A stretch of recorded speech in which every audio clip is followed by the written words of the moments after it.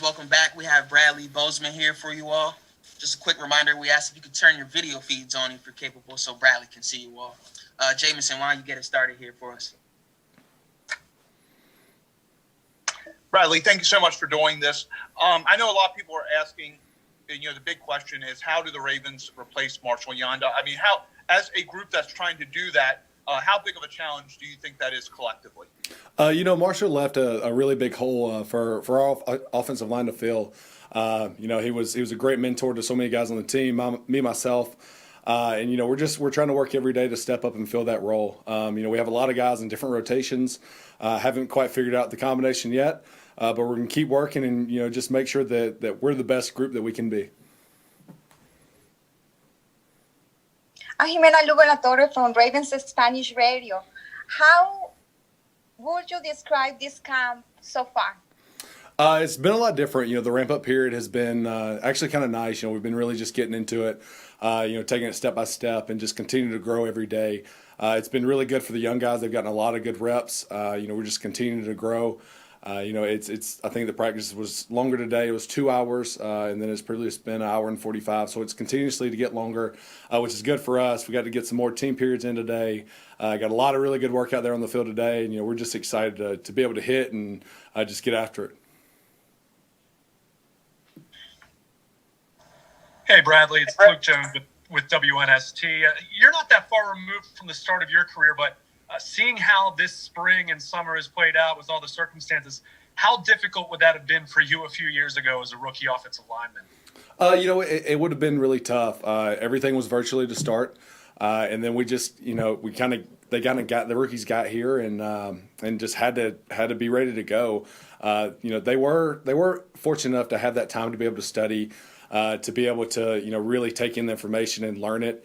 But they didn't get the opportunity to really put it on the field, and now they're putting it on the field. And they're kind of just learning as they go, and trying to put more things together. I'm a hands-on guy. I like to run it out and rep it out, and that's kind of where I learn and grow as a player.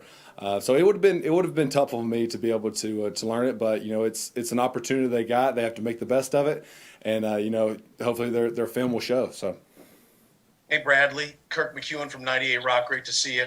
It came down to the end of preseason last year for you to get that starting job, and you started all year, and then you see Tyree Phillips, Ben Bredesen get drafted, DJ Fluker comes in. I know you're a team guy, but what kind of pressure does that put on you to really step up your game? For me, I try to play the best that I can. It's not about Fluke. It's not about any of the guys that are around me for my personal performance. For me, it's just going out and being the best that I can be, and whoever is the best for the team deserves the job. Whether it's me or not. And I'm going to continue to work and try to perfect my craft, and just continue just to try to get better every single day. And then whoever wins the job wins it. My dad, lesson my dad told me a really long time ago. I think I was playing Pee Wee football, and he was like, we just lost to our rivals. And I was upset. I was crying. I was like 11, 12 years old. And he goes, if you can go home, look yourself in the mirror and say you gave everything you had, you have nothing to be down on yourself about. And that's how I live my football career. And I go out and put everything that I can into it. So. Hey, Bradley, Pete Gilbert here from WBAL. Now that you've had some time to reflect on your caravan across the country and speaking to so many schools, what is the big takeaway now that you've got? It's sunk in a little bit. Just the trip in general. Yeah. It was. What does that mean? Like, is that you reflected? What does it mean to you now mean now after some time has gone by? It was, Pete, it was great. It was a great experience for Nikki and I. We got to go cross country with our foundation, the Bradley and Nikki Bozeman Foundation. It was cut short a little bit because of COVID, but we made the best of the situation. So we got to, I think, 13 different stops. We were short by 4 stops, 4 different schools that we weren't able to make the trip to. But we talked to over 10,000 students, 100,000 students, sorry. And it was just an absolutely great experience to be able to go and to talk to so many different kids and just how open everyone was to who we were and what we were talking about in our cause.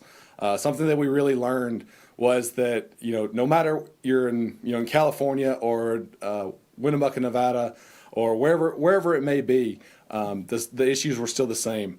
Everyone still struggled with bullying, cyberbullying, and the videos and everything else. So it really solidified in us that no matter where you go, who you are, bullying is an issue, and that's our cause, and that's we want to try to help some kids out there that kind of grew up in my shoes, being the big Augustus Gloop kid, and just trying to find their place and their meaning in this world.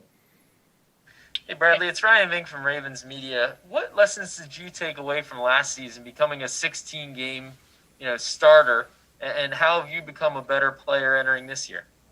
You have to put your best out on the field, no matter who you're playing, no matter what the situation is. I think you've heard this story before, but Marshal, Yanda, we're playing the Browns the first time when we had our last loss of last season. And we're down by 2 touchdowns or 3 touchdowns, whatever it was, like 40 seconds left on the clock. He just looks at me, he goes, "Block your butt off." He didn't use butt, but he was just like, "Block your butt off. I don't care what the situation is." And, it's just about, a 13-year vet, going in, we're down. He could be like, whatever, just get the job done, do whatever. But, he still had that same amount of intensity as soon as we came into the game. So just learning that, just to do your best on every single play, every snap, no matter what the situation is definitely a key in this league.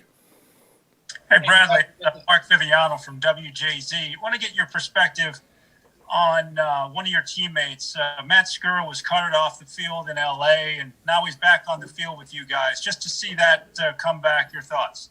I think it's absolutely awesome. Matt has been working his tail off. I was able to train with Matt for a couple weeks in the off season, and the guy is grinding 100%. He's doing everything he can. I know he's been working his tail off and just trying to get back to the player he was. I think he's pretty close to that now. He's out there running with us. He's out there going. So we're excited to have him back on the field. So to see him go down the way he did last year is terrible for no matter the position, no matter what team you're on. But he's came back stronger, and I think he's ready to play. So. This is Jameson again. What has been your initial impression of DJ Fluker? I'm sorry, you broke up there. I'm sorry.